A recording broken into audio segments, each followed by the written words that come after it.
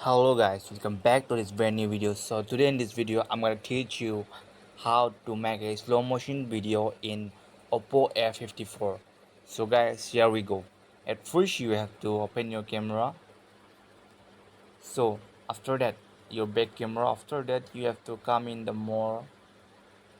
So here you can see at first you have Google Lens, and the second you have Pano, and third you can see this slow-mo.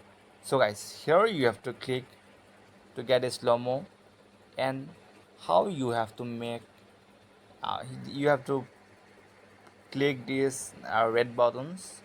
Let me show you. So guys, here we go. Suppose you can see here, you have to click here, and you can do very speed, you can do very fast. So after this click once to stop. So and here I will show you. So guys, I hope you can look this. It's making very slow video.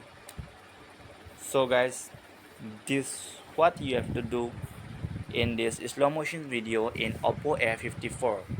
So guys, if you really like this video, thanks for watching this, and press the like icons, and thanks for watching this.